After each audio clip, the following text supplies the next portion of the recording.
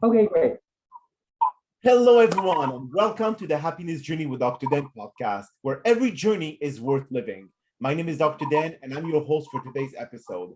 I'm a bilingual cognitive behavior psychotherapist specializing in anger management issues, both court appointed and private, marriage counseling using the EFT method, dissociative disorders, narcissistic personality disorders, depression, anxiety, dream analysis, and also provide life, business, and retirement coaching support. I provide individual one-on-one session in English and in French, and also do group settings. If you need any assistance, reach out to DMV Therapy and Coaching Services at 301-325-1550, and our website can be found at lifecoachdanamzalak.com. Today, I'm very excited to have for our second episode of Season 8, a very special guest and author, Dale Walsh. And just like every of my past episode, I will leave it up to the guest to properly introduce themselves, as no one can do a better job. Dale, the floor is yours.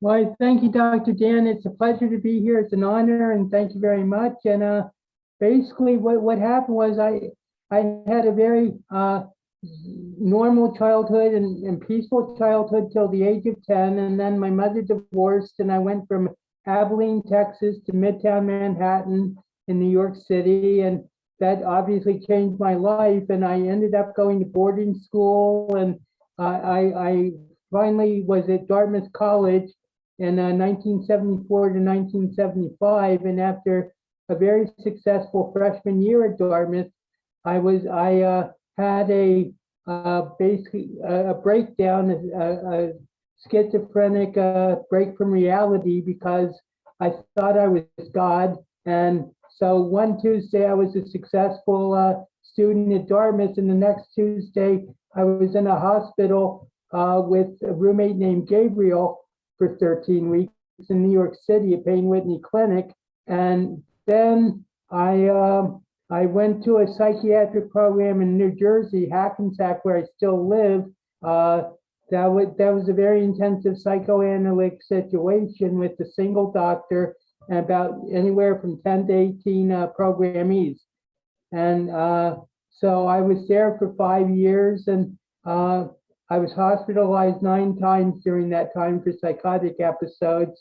And I finally got out of that, and I got my own apartment, and started back the long road to normalcy at Fairleigh Dickinson University in 1980. And I graduated there from in 1985 with honors in English literature, because I'd always wanted to be a writer. So I'd written 6 novels before I graduated, and when I did graduate, I turned my focus to poetry, and I've been writing poetry ever since, and I have an archive of 4,500 poems. So what happened was, after graduation, I went on disability because of my schizophrenia, but I also became like a tutor for student body at Fairleigh Dickinson, and I help people write papers. I estimate I help people write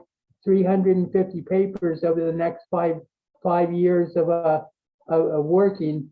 And then I had a period of self-development and just like bettering myself. And I gave up cigarettes, I gave up marijuana, I gave up alcohol, and eventually I even gave up coffee, all cold turkey. I never went to any programs or anything. And that led me to a revelation that about 3 years ago, that I should be using my experiences with the illness and with the mental health system to help the families of schizophrenics, because I call them the forgotten victims of mental illness, because the patients usually have like a support system, but the families sometimes have no one to turn to, and they're totally lost when it comes to to schizophrenia and how to deal with it. So I started that, and then about 6 to 7 months ago, I began on the path to become a professional financial professional with an insurance company whose platform is dedicated to financial literacy. Beautiful. Wow. So you're a very functional, schizophrenic. Okay, that's perfect. Now, if you could tell our listeners, Dale, what was the first symptoms that you faced, and then before getting diagnosed? What did you have some kind of like vision? What really happened? Well, as I said, I got into drugs at Dartmouth. I was heavily into marijuana and even hallucinogenics and stuff. And basically, it began earlier. My schizophrenic delusions began even when I was at the end of my boarding school career, because I remember trying to write a paper from the point of view of God.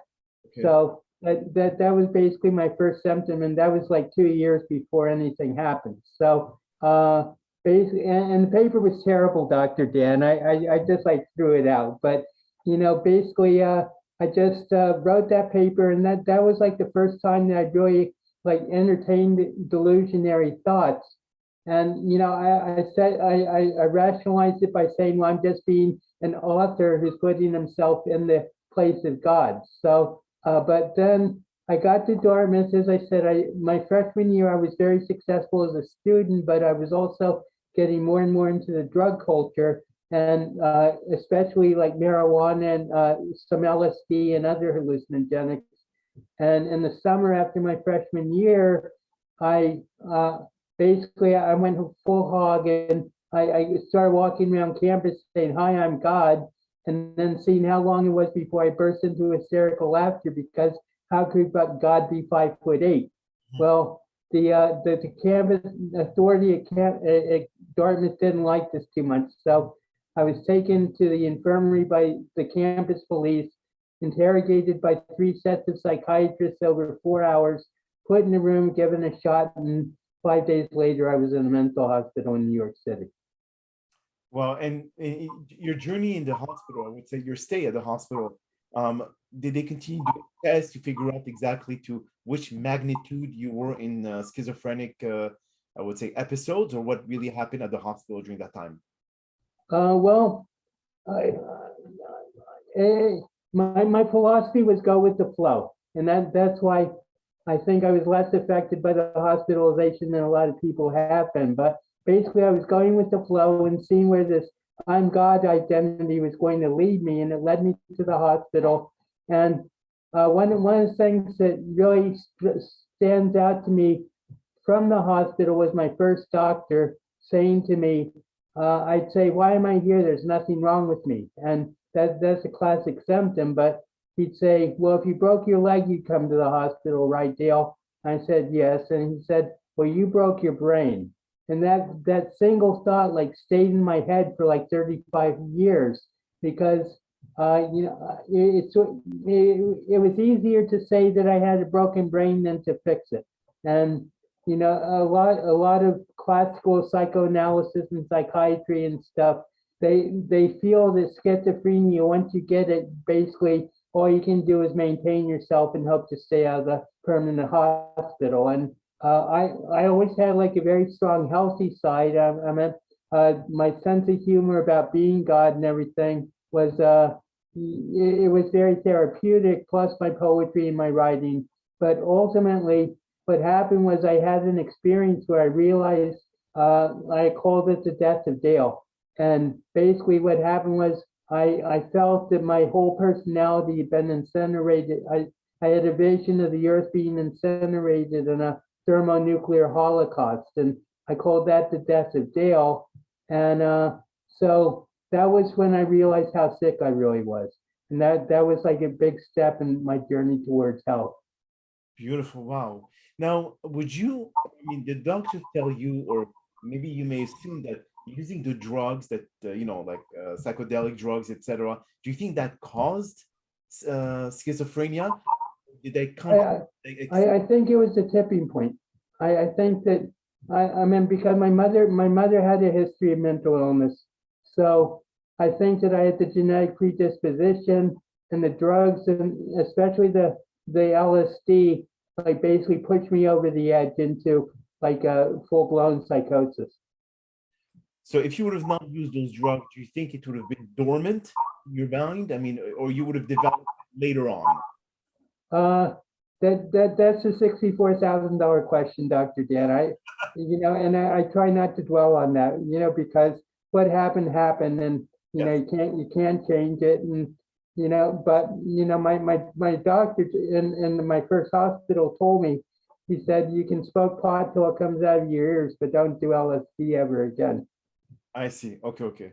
Now, what kind of prescription drugs that the doctor give you to maintain, like normalcy as much as possible, or you just kind of like write and you do other activities to keep No, yourself stable? I've been on antipsychotic medication for 45 years. So when I was first hospitalized, I was taking 800 milligrams of Thorazine a day, and that's like the highest recommended dosage.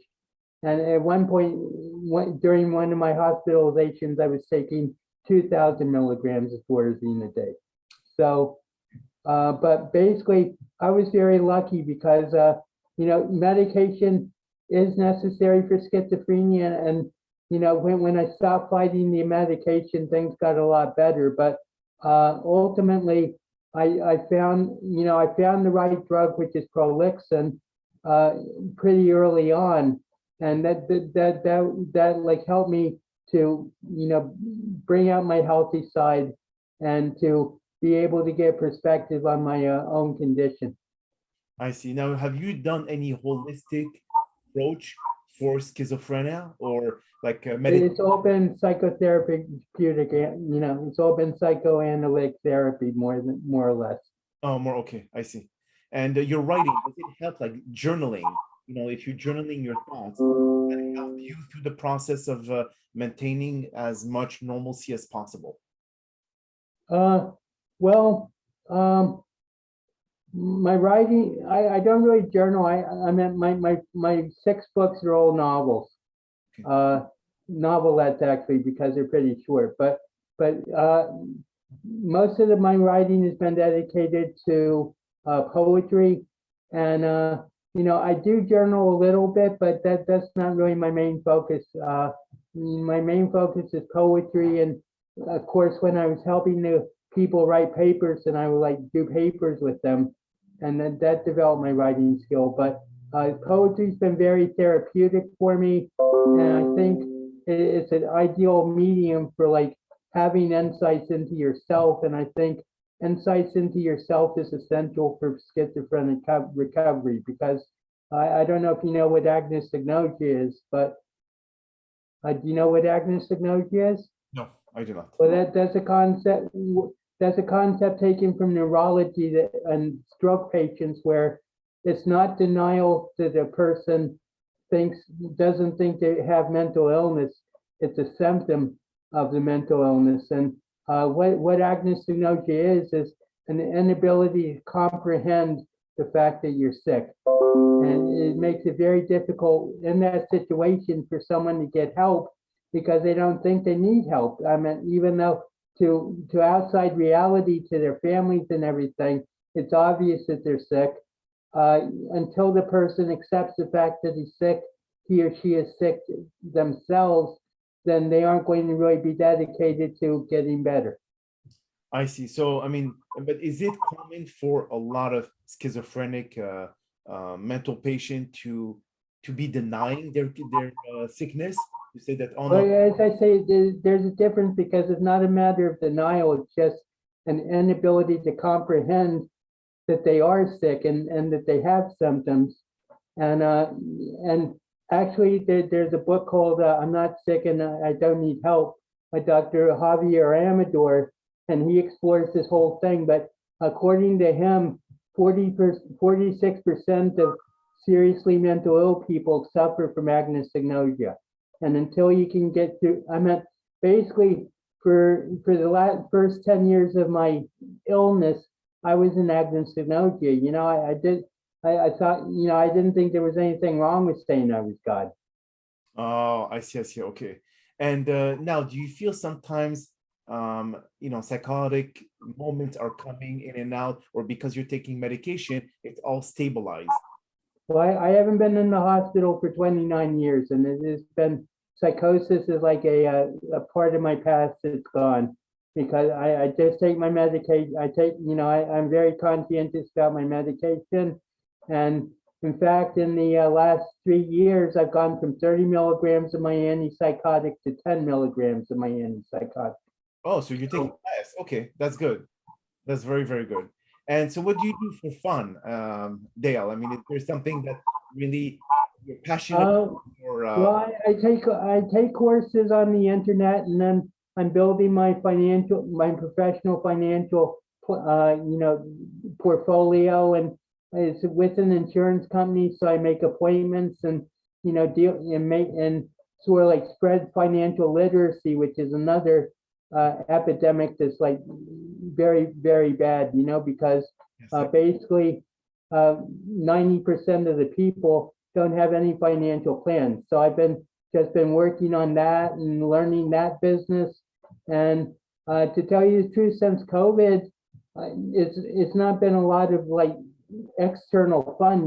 All the fun has been inside, because for the first 2 years of COVID, or first year and a half of COVID, the only time I would go out is to get something to eat, because I was spending like 23 hours a day in front of my computer in my apartment. I see. And now that the restriction has been lifted for most of places, now do you feel that people are going back out and meeting people, etc.? I mean, are you now able to do whatever you want, like as you did pre-pandemic, or you're still like indoors and doing your work this way? I'm still indoors, and basically my basic social pattern before the pandemic was to go out to the bar for like 2 to 3 hours a day. I wouldn't drink. I would drink cranberry and club soda, but it was my social club. And since the pandemic, I've just stopped going to bars completely, because not only do I save money, but also I don't feel safe with big crowds with pandemic still present. I see. So are you writing another book now, Dale, or you live? Actually, I've written my book. It's in the process of being edited, and the tentative title is "Escape from the Ivy League: How Becoming God Changed My Life." And it's about my experiences at Dartmouth, and the whole process of like deterioration of my thinking patterns and thought processes. And I'm very optimistic with it. It's going to be well read, and it's going to be an important book, because I think that it gives insight into like the schizophrenic process that really hasn't been done before, because the only people who've been writing about schizophrenia are the professionals rather than the patients themselves. Oh, I see. I understand that. I mean, in my practice, I do not deal with schizophrenic patients. So I was really curious about on the show, on the podcast, because I know that this is something that is more common than what we think. And but we just want to be able to kind of like observe a little bit more about how you struggle when it comes to being schizophrenic. And now, as you said, because of your medication, it's all stabilized. Everything looks to be working tip-top shape. Right. Well, I'm sort of like an anomaly when it comes to schizophrenia, because with the exception of a few times, I never really suffered. I'm at my when I came to the program, my doctor said that I suffered from psychotic bliss, and so I'm at, and when I would go into him and say, Doc, I'm depressed. Can you help me? And say, good, now I can work with you, because it was just like I was sort of like on a higher plane of like obliviousness. And so even though I was being hospitalized 9 times, and I was hospitalized a total of 15 times before I've been out now 29 years, very rarely was I suffering. And I know that schizophrenics suffer a lot. One person who I've consulted said, he's a retired psychiatrist, and he says schizophrenics go into a different world, because the world they're living with is so painful that the only option is suicide if they don't escape. And I can see that point. And when I did have my my death of Dale experience, it was like beyond despair. I wasn't suicidal, but I was just like so like devastated by the depth of my sickness that I didn't know what to do. I mean, I didn't think about self-harm or anything, but it's just like there was this feeling of helplessness and impotence and just like an overwhelm at the immensity of the illness that had overcome me. So do schizophrenic people self-inflict pain, physical pain, or because they do not like the environment they live in, or is it some kind of like another way for them to manage their mental problems? Well, I think it's a way to manage, but I'm very reluctant to like generalize about schizophrenics because every case is different. Yeah, I don't know if you know the movie A Beautiful Mind with Russell Crowe, Yes. but it's about John Nash who won the Nobel Prize in mathematics, even though he was schizophrenic and constantly showing symptoms. But people come up to me and they say, "What do you think of that movie?" I said, "It's a beautiful movie about schizophrenia, but it's not my schizophrenia." I mean, I never hallucinated either orally or visually. Even when I was taking LSD, I never hallucinated. So, I'm like very reluctant to like generalize about schizophrenia because it's like every case is different and it's very hard to like.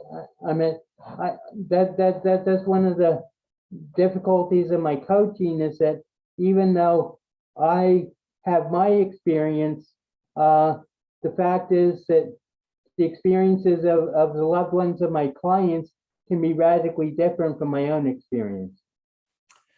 Okay. Now, do you have siblings? Excuse me? You have siblings? You have brothers? I do. I say my sisters are like an Olympic event. There's 3 halves, 2 steps, and 1 reel. Ah, okay. Okay.